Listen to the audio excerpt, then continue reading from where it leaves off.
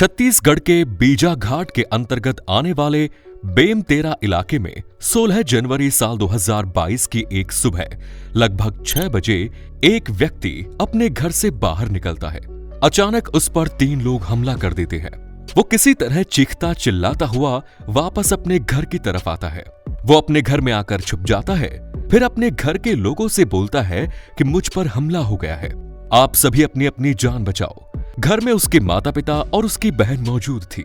वो सभी हैरान हो जाते हैं। उसके चीखने चिल्लाने की वजह से आसपास के लोग अलर्ट मोड पर आ जाते हैं। पुलिस को भी फोन कर दिया जाता है, लेकिन इसी बीच पुलिस के पहुंचने से पहले उस पर हमला करने वाले वहां से भाग जाते हैं। छत्तीसगढ़ का ये परिवार डरा सहमा किसी तरह अपनी जान बचाने पर मजबूर है। आखिर क्यों?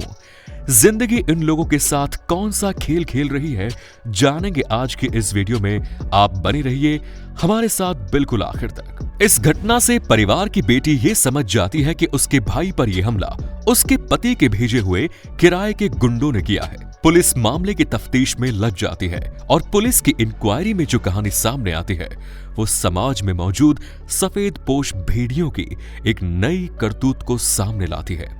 साल 2019 में 45 साल का एक आदमी एक मैट्रिमोनियल साइट पर अपनी प्रोफाइल को अपडेट करता है, जिसमें अपनी डेट ऑफ बर्थ 1974 की बजाय 1985 बताता है। अपने आप को शराब और नशे से दूर रहने वाला एक पेशेवर बिल्डर बताता है। अपनी सालाना इनकम को 1 करोड़ बताने वाला ये आदमी अपनी प्रोफाइल को इतना अट्रैक्टिव बनाता है, कोई भी लड़की या उसका परिवार आसानी से उसके झांसे में आ सकता था। और हुआ भी ऐसा ही। सरकारी स्कूल में बतौर शिक्षिका काम करने वाली लता उसके इस झांसे में आ गई। लता फेसबुक के जरिए इस व्यक्ति को रिक्वेस्ट भेज देती है और इसकी फ्रेंड रिक्वेस्ट को एक्सेप्ट कर लेता है वो। इसके बाद दोनों एक दूसरे से सोशल मीडिया के जरिए कनेक्टेड रहते हैं। आगे चलकर दोनों में नजदीकियां बढ़ती है और बात शादी तक पहुंच जाती है। छत्तीसगढ़ के रायपुर में 24 अक्टूबर साल 2019 में इन दोनों की धूमधाम से शादी हो जाती है। मगर इस शादी में हैरानी की बात यह थी कि लड़की की तरफ से उसके तमाम रिश्तेदार, माता पिता, भाई सभी लोग शामिल थे, लेकिन लड़के की तरफ से उसके फैमिली से कोई भी व्यक्ति इस शादी में शामिल नहीं होता। लड़का अकेला शादी करने के लिए आता है।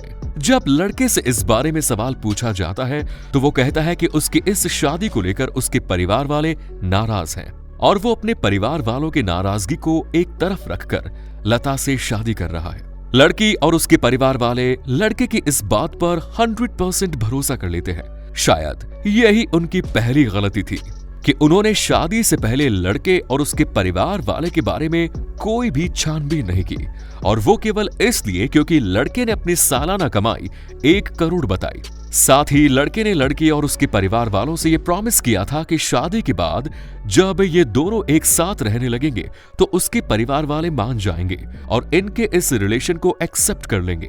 शादी के बाद बाकी की रस्में होती है। वो लोग 2 दिन रायपुर में और रुकते हैं। इसके बाद लड़का लड़की को लेकर मध्य प्रदेश के इंदौर शहर में आ जाता है। इस लड़के का नाम राजेश विश्वकर्मा था, जो अपनी पत्नी के साथ इंदौर में 15 दिन होटल में बिताता है। लता की जिंदगी के ये सबसे खूबसूरत दिन थे। इतने दिन बीत जाने के बाद भी राजेश ने अपनी पत्नी को अपने फैमिली मेंबर से नहीं मिलवाया। लता ने जब उससे कहा कि मुझे अपने परिवार वालों से मिलवाओ तो उसने कहा कि अभी माहौल ठीक नहीं है, इसीलिए तुम्हें अपने परिवार वालों से नहीं मिला सकता। राजेश का मांगलिया क्षेत्र में एक आलीशान फार्म हाउस है जो शिप्रा थाने के अंतर्गत आता है। इसने अपनी पत्नी को उसी फार्म हाउस में ले जाकर रख दिया। इस फार्म हाउस में जिंदगी की जरूरतों से बढ़कर इच्छाओं को पूरी करने वाली हर लग्जूरियस चीज मौजूद थी। इस फार्म हाउस में नर्म मुलायम बिस्तर, महंगी महंगी गाड़ियां, सजावट के महंगे और बहुत ही खूबसूरत आइटम मौजूद थे। जिंदगी के आने वाले 15 दिन लता ने इसी फार्म हाउस में बिताए, जो उसके लिए किसी सपने की तरह थे। लता ने जब इस फार्म हाउस में प्रवेश किया तो यहाँ के नौकर ने उसका स्वागत किया। ऐसा लगता था जैसे उसकी जिंदगी का सबसे बड़ा सपना पूरा हो गया है। लेकिन इसी फार्म हाउस में राजेश का एक ऐसा चेहरा सामने आया जिसकी कल्पना लता ने कभी नहीं की।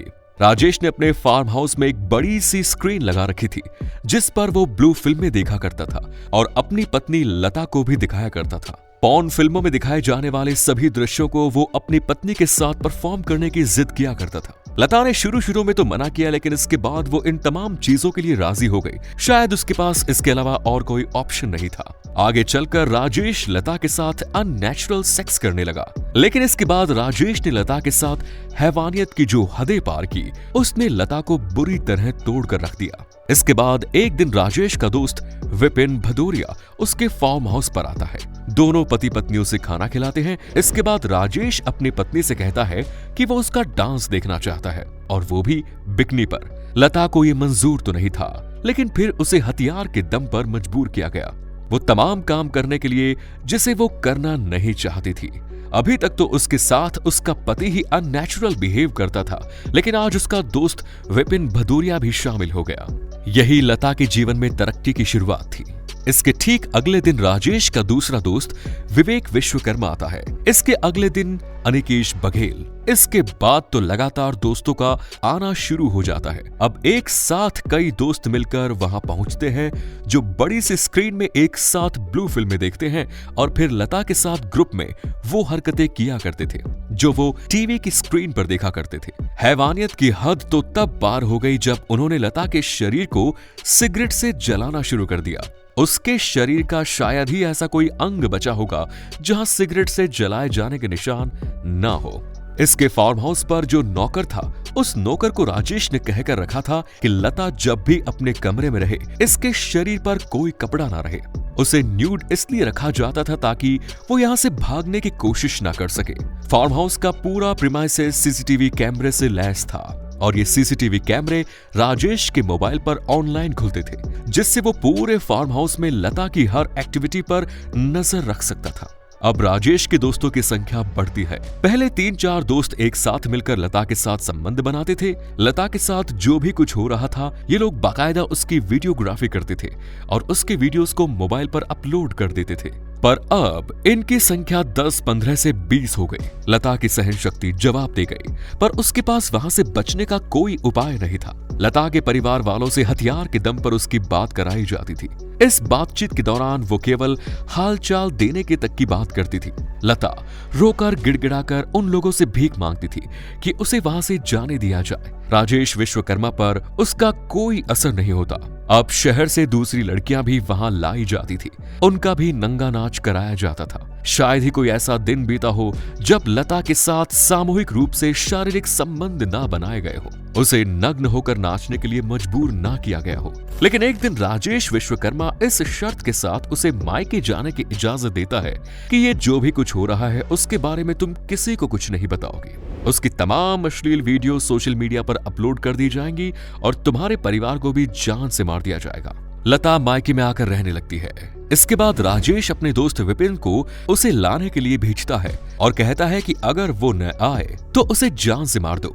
विपिन उसके भाई पर हमला करता है। इसके बाद बात पुलिस तक पहुंचती है और पुलिस बलात्कार के साथ साथ 376 2G 376 2N 377 594 206 के साथ साथ आर्म्स एक्ट की धाराओं में मामला दर्ज करती है। राजेश, विपिन, अंकेश और विवेक, इन चारों आरोपियों को गिरफ्तार किया जाता है। फिलहाल ये सभी जेल में हैं। पुलिस के एसपी और जिले के डीएम इसके फार्म हाउस की जांच करते हैं, जो कि अवैध निकलता है। उसे बुलडोजर के जरिए गिरा दिया जाता है। इतना ही नहीं, मोबाइल और फार्म हाउस की तलाशी में वो हर चीज मिलती है जो दुनिया में कामुक विकृतियों को पूरा करती है।